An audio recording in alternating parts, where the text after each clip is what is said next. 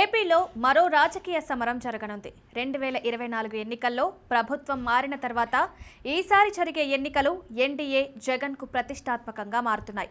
ప్రభుత్వం ఈ ఎన్నికల ద్వారా ప్రజల్లో తమ ఆదరణ నిరూపించుకోవాలని ప్రయత్నిస్తోంది. ప్రభుత్వంపైన వ్యతిరేకత పెరిగిందని పదే పదే చెప్తున్న జగన్కు తన బలం నిరూపించుకునేందుకు ఈ ఎన్నికలు కీలకంగా మారుతున్నాయి. ప్రతిష్టాత్మకంగా మారుతున్న ఈ ఎన్నికలపైన కసరత్తు మొదలైంది. ఎన్నికల ఫలితాలు ఏపీ రాజకీయాల్లో కీలక మలుపుగా మారనుంది. ఏపీలో స్థానిక సంస్థల ఎన్నికలకు కసరత్తు మొదలైంది. వచ్చే ఏడాది మార్చి 17కి మున్సిపల్ స్థానిక సంస్థల పదవీకాలం ముగియనున్నందున ముందుగా ఎన్నికలకు సిద్ధం కావాలంటూ రాష్ట్ర ఎన్నికల కమిషనర్ నీలం సాహ్ని ప్రభుత్వానికి లేఖ రాశారు.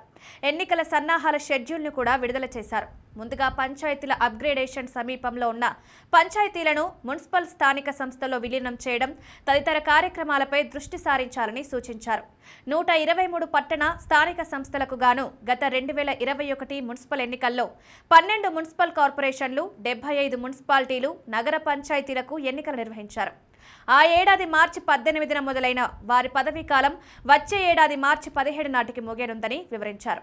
రెండో విడతలో నెల్లూరు మున్సిపల్ కార్పొరేషన్తో పాటు 12 మున్సిపాలిటీలు, నగర పంచాయతీలకు ఎన్నికలు నవంబర్ 2021లో జరిగాయి. ఈ 13 స్థానాలకు వచ్చే ఏడాది నవంబర్ 21 వరకు గడువు ముగుస్తుందని తెలిపారు. కాకినాడ మున్సిపల్ కార్పొరేషన్కు 2017 ఆగస్టు సెప్టెంబర్లో ఎన్నికలు జరిగాయని, 2022 సెప్టెంబర్కు వాటి గడువు ముగిసిందన్నారు.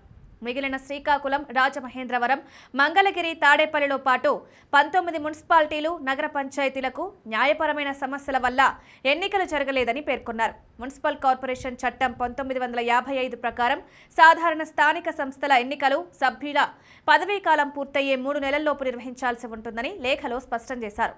దీంతో డీలిమిటేషన్, రిజర్వేషన్లు ఖరారు ప్రక్రియను అక్టోబర్ 15లోగా పూర్తి చేసుకోవాలని సూచించారు. ఇక కసరత్తులో భాగంగా వార్డుల వారీ ఓటర్ల జాబితాను సిద్ధం చేయాలని నిర్దేశించారు. అక్టోబర్ 16 నుంచి నవంబర్ 15 లోపు ఈ సన్నాహాలు పూర్తి చేయాలని సూచించారు. నవంబర్ 1 నుంచి 15 దాకా రిటర్నింగ్ అధికారులను నియమించుకోవాలని కోరారు. నవంబర్ 16 నుంచి పోలింగ్ స్టేషన్లు ఏర్పాటు చేసుకుని తుది జాబితా సిద్ధం చేయాలని స్పష్టం చేశారు. నవంబర్ 30లోగా ఎన్నికల కసరత్తు పూర్తి చేసి రిజర్వేషన్ల ప్రక్రియను డిసెంబర్ 15లోగా పూర్తి కావాలని సూచించారు. డిసెంబర్ చివరి వారంలో రాజకీయ పార్టీలతోనూ సీనియర్ అధికారులతోనూ సమావేశం నిర్వహించాలని పేర్కొన్నారు. జనవరి 2026 లోపు ఎన్నికలు నిర్వహించాలని, 26 జనవరి నుంచి గ్రామ పంచాయతీలకు, జూలై నుంచి ఎంపీటీసీ, జడ్పీటీసీలకు ఎన్నికల ఏర్పాట్లు చేసుకోవాల్సి ఉంటుందని నీలం సాహ్ని స్పష్టం చేశారు. దీంతో ఈ ఎన్నికలు కూటమి, వైసీపీకి ప్రతిష్టాత్మకంగా మారనున్నాయి.